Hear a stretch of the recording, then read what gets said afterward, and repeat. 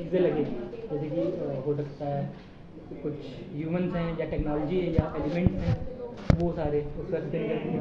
उसका स्टाफिंग में selection of people, organising में उन जैसे कि ट्रेनिंग भी कह सकते हैं, सिलेक्शन ट्रेनिंग अलग से पार्ट।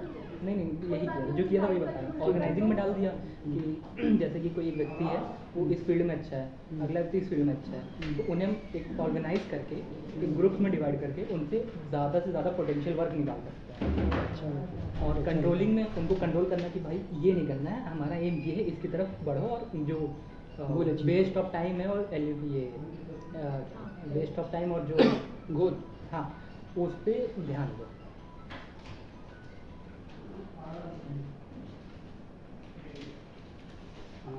हेल्थ केयर इकोसिस्टम, ये क्वेश्चन नहीं था, ये पूछ रहे हैं कि अगर ये आ जाए कि hospital play a central role in the health care ecosystem by providing comprehensive medical services, क्या होता है? इको वर्ड आएगा तो समझ में नहीं आएगा, ये आपको लिखना है, लिख लो चाहो तो। जैसे हमने भेजा है दीपांशु के भेजने वाले से मैं बता रहा हूँ, भेज चुके मतलब भेज चुका हूँ पहले का। नहीं आया सर, दीपांशु हमने भेजा नहीं दीपांशु। आपने एआई से किया क्या? एआई से नहीं किया, हमें लगता है, पता नहीं या मेटा एआई से सर्च किया होगा तो नहीं आया होगा। ऐसा भी होता है क्या? हाँ। अच्छा, तो बताओ, तो हमने कहा पूछा तो होगा क्या आया कि नहीं आया, पूछते तो हमेशा नहीं पूछा ही नहीं आपने। जैसे कि मैं ऑफलाइन था उस वक्त, आपने मेटा एआई से किया है, ये तो मुझे मैसेज नहीं गया। हाँ, ये हो सकता है, क्योंकि मैंने इसकी चैट में बहुत पढ़ाई की है। ऊपर क्वेश्चन नीचे मेटा एआई कर रहा था। उसको भेज देंगे अभी ना फिर से। तो इको सिस्टम क्या है, कैसे दिया जाता है? इको सिस्टम है, फिर जनरली बताओ या हॉस्पिटल सेक्टर में बताओ? हॉस्पिटल सेक्टर में बताओ। फोटोसिंथेसिस। अरे hospital health care ecosystem कैसे होता है? सब सारी चीज़ें इको सिस्टम की मीनिंग क्या है? अक्सर जब बोलते हैं इको सिस्टम होना चाहिए, मीनिंग क्या है इको सिस्टम का? नेचर इको सिस्टम में काफ़ी सारी चीज़ें आती हैं, लेकिन उसका बेसिक ये कह सकते हैं कि इको सिस्टम एक एग्जाम्पल के तौर पे इको सिस्टम बेसिकली एक कंटेनर मान लीजिए जहाँ पे हर एक चीज़ पे डिपेंड करती है, और सब एक दूसरे से, जैसे कि एक कोई भी एनिमल एक्सरसाइज, ठीक है, अब जो उसकी फूड चेन होगी वो अलग से उठी जाएगी, वो एक इकोसिस्टम क्रिएट करती हो जाएगी। वरना कोई भी एक जानवर की अगर कम या ज़्यादा होंगे तो वो इफेक्ट करेंगे, जिससे भी बाकी सारी चीज़ें खराब होती जाएंगी। हाँ, सही कह रहे हो। इको सिस्टम है इसमें बिना ज़्यादा से ज़्यादा चीज़ें अचीव करना, बिना किसी लॉस ना हो, किसी के लॉस ना हो, या किसी सिस्टम का लॉस ना हो, या किसी बॉडी का लॉस ना हो, और ज़्यादा से ज़्यादा गेन लेना, इसी को कहते हैं इकोसिस्टम। जैसे हम लोग एनवायरनमेंट को भी कहते हैं इकोसिस्टम होना चाहिए, तो वहाँ क्या हम अच्छी चीज़ पा लें और ख़राब चीज़ें ना पाएँ, है ना? तो इसके टर्म में क्या होगा? इसके टर्म में होगा इमरजेंसी केयर। अगर अब पता पड़ा वो बड़ा बाहर खड़ा है और यहाँ इमरजेंसी के लिए खाली नहीं, कोई डॉक्टर नहीं, ऐसा होता अक्सर कि प्राइवेट हॉस्पिटल में डॉक्टर ही नहीं होते, कहते डॉक्टर आएंगे, हम बुलाया, कॉल करा, तो ये गड़बड़ हो जाता है। तो इमरजेंसी केयर होना चाहिए, डायग्नोसिस होना चाहिए, स्पेशलाइज्ड ट्रीटमेंट होना चाहिए, ये सारी चीज़ें इसमें आती हैं इकोसिस्टम में, ठीक है ना? इसके अलावा contributing to disease prevention and health promotion with the community, तो इसको क्या होना चाहिए, हमें कम्युनिटी के साथ इसको प्रोपोगेट करना चाहिए कि क्या क्या हम प्रिकॉशंस ले सकते हैं डिसीज़ प्रिवेंट करने के लिए। डिसीज़ प्रिवेंट होनी चाहिए कि डिसीज़ फैलनी चाहिए? प्रिवेंट होनी चाहिए। हॉस्पिटल को कमाना तो फैलनी चाहिए। ये डॉक्टर के, अगर डॉक्टर के क्लिनिक में कोई ना है तो वो यही कहेंगे, इसको 2 पॉइंट में लिख देंगे, एक बिजनेस व्यू से और एक कम्युनिटी व्यू से। बिजनेस व्यू से नहीं लिखना है। चेक तो आप करेंगे ना, पता नहीं होता, लेकिन अगर ऊपर कोई दूसरा चेक करा तो होता चेक करने, कहा गया नहीं कि हम चेक करेंगे, हमारे ऊपर एक और चेक करेंगे, तो 3 लोग चेक करेंगे। तो उसको पता चल गया कभी काफ़ी क्लियर है वो। लेकिन रियलिटी तो यही है कि थोड़ी बहुत तो बीमारी होनी चाहिए, थोड़ी बहुत होनी चाहिए, चलता है बस बहुत ज़्यादा ना हो, किसी वजह सब कुछ सर्दी जुकाम होता है, हल्का फुल्का होता है, सर्दी जुकाम वाले फायदा होता है। चलो आगे देखते हैं इसमें और क्या क्या चीज़ आती हैं। जैसे इसमें बताया कि पूरा बताता हूँ क्या लिखा है कि hospital plays a central role in health care ecosystem. क्या आ सकता है, समझ नहीं पाओगे क्या करना है, इसलिए by providing comprehensive medical services including emergency care, diagnosis and specialized treatment, while also contributing to disease prevention and health promotion with the community। Community में बीमारी ना फैले और उसको अवेयरनेस फैलाना, ये चीज़ लिखी है। फिर लिखा they serve as critical centres for medical education, research training, future health care professional and advance medical knowledge. जो प्रोफेसर्स हैं उनको भी नॉलेज देना, ट्रेनिंग देना, है ना, ये सब भी चीज़ें इसी में आती हैं। एजुकेशन देना, रिसर्च करते रहना। रिसर्च क्यों करते रहना? अब आजकल जैसे जैसे लोग नई नई चीज़ खाते हैं, नई नई चीज़ प्रोड्यूस होती है ना, तो अब उसमें नई चीज़ प्रोड्यूस होगी तो नई डिसीज आएगी, नई डिसीज आएगी तो नई चीज़ देखो। इसके अलावा पोल्यूशन बहुत अलग तरीके से बढ़ रहा है ना, कि सब अपने स्टाइल से काम करते हैं लेकिन नहीं, किसी की स्टाइल बंदी नहीं होती, इसलिए बिगड़ देता है ना। डेट डालेंगे 8 नवंबर को, जब तक 8 नवंबर को रिसीविंग डेट, ठीक है। ऐसा कब रिसीव किया था इन्होंने? 15 फिर इसी में पॉइंट लिखे, पॉइंट वाइज वो आपको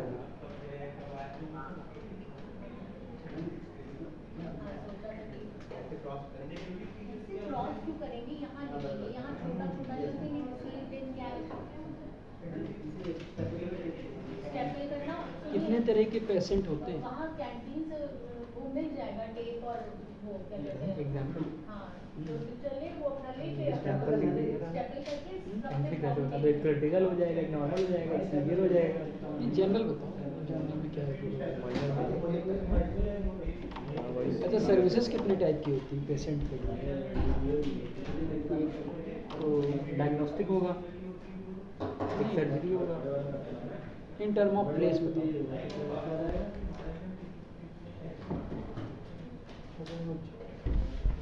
आउट पेशेंट्स होते हैं और इन पेशेंट्स होते हैं। अच्छा, ओपीडी, आईपीडी। अच्छा, ठीक है ना। क्या होते हैं ये आउट पेशेंट, क्या होते हैं, उनकी सर्विसेज क्या होती हैं? वो आते हैं और अपने तो पर्चा वगैरह बनवा के डॉक्टर को दिखाते हैं, देन दवा लेके चले जाते हैं। जो इंडोर पेशेंट होते हैं वो आते हैं, दिखाते हैं, एडमिट होते हैं, एंड देन वहाँ पे उनकी दवाइयाँ आगे चलती हैं। डॉक्टर की केयर में होते हैं। और आउट वाले जो होते हैं वो पूरी तरह डॉक्टर की केयर में नहीं होते हैं। कहते आप हमें मेडिसिन लिख दिया, आप डॉक्टर, या ज़रूरत के अकॉर्डिंग भी होता है, ऐसा नहीं कि हाँ। खाली हुआ।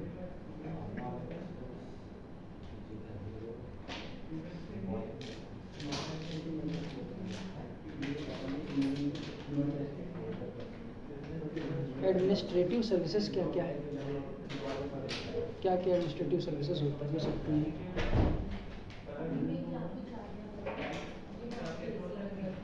बहुत तेजी से घेरे आके ला ला। तबीयत सही नहीं। अच्छा, तो बताओ एडमिनिस्ट्रेटिव सर्विसेज क्या क्या है?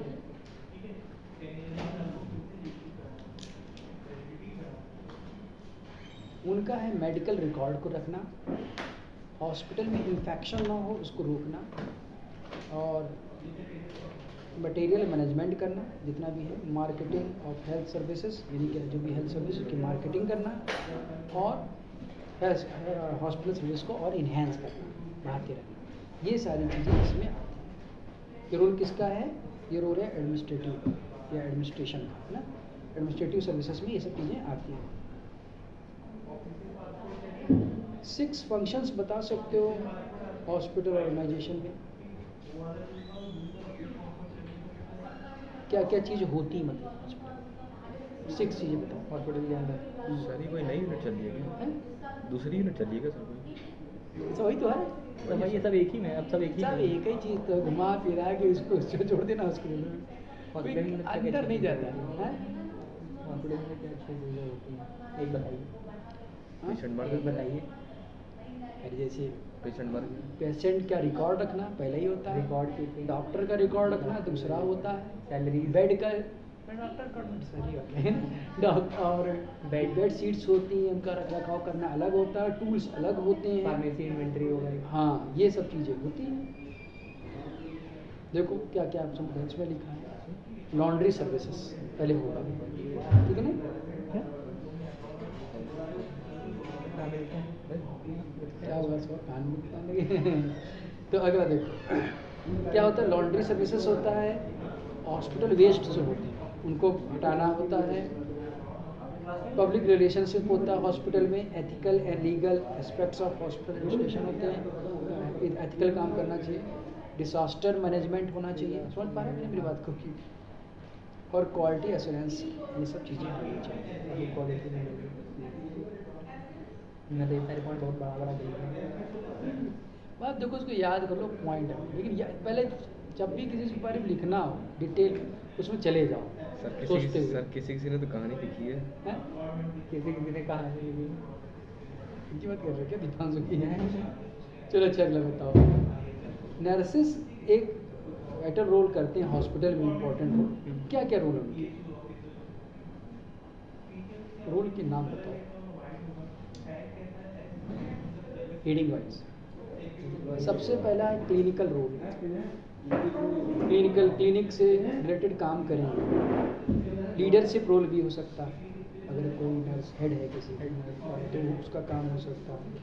फिर ऑपरेशनल रोल हो सकता है कि वो स्टाफ को, रिसोर्सेज को मैनेज करे, है ना, ये भी हो सकता है ऑपरेशनल करना। और स्ट्रेटजिक रोल भी हो सकता है, स्ट्रेटजी भी बना सकती है या बना सकता है कि कैसे करना है, ठीक है ना। तो पहला है क्लिनिकल रोल, उसमें क्या होगा, क्या क्या हेडिंग हो सकती है, पेशेंट केयर, मेडिकेशन और वाउंड केयर। अब पेशेंट केयर और वाउंड केयर में क्या डिफरेंस है?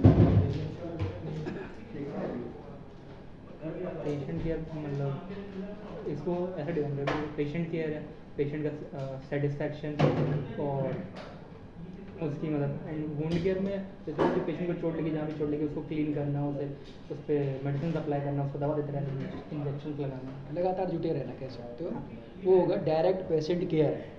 और जो वाउंड केयर है वो इनडायरेक्ट है, उसने वाउंड को धो दिया और फिर कर दिया, वो भी करें। हाँ जब लगा दिया और छोड़ दिया, ठीक है। दूसरा है लीडरशिप रोल, उसमें क्या हो सकता है, उसमें पहला हो सकता है नर्स मैनेजमेंट, यानी कि नर्स मैनेज कर सकती हैं, नर्सिंग स्टाफ को मैनेज कर सकती है, बजट को, है ना, बताया जा सकता है कि भी हेड नर्स को ही बताया जाएगा कि आप स्टाफ में कैसे कम से कम खर्चा करें, तो उसके लिए ट्रेनिंग उनको दी जाएगी, और फिर वो ट्रेनिंग जो होंगी वो अपने अंडर में जितनी नर्सेज हैं उनको देंगे कि भाई हम लोगों को कम से कम वेस्ट करना है। दूसरा है पॉलिसी डेवलपमेंट, वो पॉलिसी भी डेवलप कर सकती है, ठीक है ना। पॉलिसी क्या हो सकती है, मतलब एक नीतियाँ जैसे हिंदी में कहते हैं, है ना, वो ये बता सकते हैं कि अगर जैसे किसी को बहुत इमरजेंसी है क्रिटिकल है तो उसको पहले ध्यान दो, उसको ध्यान दो, ये सारी चीज़ें। इसमें क्या लिखा है बता दें, nurses contribute to policy development ensuring that policies are evidence based and patient centred, यानी कि पेशेंट पे आधारित हों और एविडेंस बेस्ड हों, दिखे सबूत दिखे काम हो रहा है ना, ऐसा ना हो कि काम नहीं हो रहा। और तीसरा क्वालिटी का भी ध्यान देना है, जो लीडर होगी नर्स या होगा। ऑपरेशनल रोल्स क्या क्या हो सकते हैं नर्स के, हेड नर्स के या हेड नर्स कब करेंगे। स्टाफिंग है, स्टाफ कम है तो स्टाफ कर सकते हैं वो लोग, जैसे होता है कि भाई बताना कोई हमें ज़रूरत है तो बता दिया नर्स को, अगर आपको नॉलेज में तो बताओ, तो जो जिस डिपार्टमेंट होता है उससे लोग ज़्यादा समझते हैं जो मेरे हिसाब से। तो nurse help manage staffing level, adequate staff होना चाहिए, है ना, जो पेशेंट की नीड को पूरा करे। दूसरा है रिसोर्सेज एलोकेशन, रिसोर्स को एलोकेट करेगा या करेगी। तो नर्सेज जो होती हैं वो कंट्रीब्यूट टू रिसोर्स एलोकेशन और यूज्ड इफिशिएंटली इफेक्टिवली, यानी कि इफेक्टिवली होना चाहिए और एफिशिएंटली होना चाहिए। एफिशिएंटली मतलब पूरी क्षमता के साथ और इफेक्टिवली मतलब प्रभावी, इसका असर दिखे, ये होना चाहिए। तो हिंदी जानते हो तो इफेक्टिवली हो, यानी कि कोई भी रिसोर्स है उसका ज़्यादा से ज़्यादा यूज़ करा जा सके। वैसे भी किसी भी रिसोर्स का 100% यूज़ नहीं होता, मालूम है ना, किसी की भी 100% इफिशियंसी नहीं होती। हम लोग अपने माइंड का 2% यूज़ करते हैं, 98% यूज़ नहीं करते। क्यों नहीं करते हैं? इसलिए नहीं करते हैं कि कुछ टेंशन में, कुछ जीवन की भागा भागी में माइंड ही अलग रहता है, 24 घंटे सोचते रहते हैं, कभी अपने माइंड को रिलैक्स ही नहीं देते। तो माइंड काम कहाँ कर रहे हैं? हर एक की बात बता रहा हूँ क्योंकि उसको रिलैक्स देना बहुत ज़रूरी है। तब जाके वो सोच उससे रिलैक्स पाएगा तो और तेज चलेगा, मेरे हिसाब से। ऐसा कुछ लिखा नहीं है इसका बात को, लेकिन क्योंकि 24 घंटे माइंड चलता है और कभी कभी तो सोते समय भी माइंड चलता रहता है। जो सोच रहे थे वो सपने में आ गया, है ना, तो ये सब भी चलता रहता है। इसलिए माइंड थॉटलेस रखना चाहिए थोड़ी देर, इससे माइंड जो 24 घंटे एक्सरसाइज कर रहा है उसको रेस्ट मिलेगा, है ना। स्ट्रेटजिक रोल्स क्या हो सकते हैं नर्स के? स्ट्रेटजिक प्लानिंग्स हो सकती हैं, वो पार्टिसिपेट कर सकती हैं। जब भी स्ट्रेटजी बनेगी उसमें पार्टिसिपेट कर सकती हैं, है ना। वो भी गोल्स को, जो हॉस्पिटल का है ऑब्जेक्टिव्स उनको वो अचीव करने में मदद कर सकते हैं या कर सकते हैं। इनोवेशंस हो सकते हैं, है ना, उनको भी नए नए मौके मिल सकते हैं। इनोवेशन मतलब मौके, कि अगर वो ऐसा कर रहे हैं या वैसा कर रहे हैं, अगर कुछ जैसे कि सीख लिया कोई दूसरे डिपार्टमेंट का काम फिर करने लगे तो कहते हैं भाई इसका प्रमोशन करो, ऐसा हो सकता है। तो इनोवेशन में क्या लेगा, nurses identify opportunities to innovation, promotion, the adoption और न्यू टेक्नोलॉजी इन प्रैक्टिसेस। तो हमेशा ये चीज़ जरूर याद रखना है हर एक को, कि जब भी आगे बढ़ो तो न्यू टेक्नोलॉजी को जरूर अडॉप्ट करो। जैसे कुछ पुराने लोग होते हैं, उनको न्यू टेक्नोलॉजी पे काम करो तो वो कर ही नहीं पाते, क्योंकि वो काम कर ही नहीं, कहते ये ना पकड़ाओ उसको, कंप्यूटर ना पकड़ाओ। कुछ लोग तो मोबाइल चला ही नहीं पाते और फिर कहते हैं आज के जनरेशन मोबाइल होता है चल चला लेते हैं, ये सब बोला करते हैं। वो ये नहीं कहते कि हम नहीं चला पाते, जनरेशन तारीफ कर देंगे। आपका प्रिंट निकालना ना वो वाला, हाँ कौन सा? इंग्लिश वाला।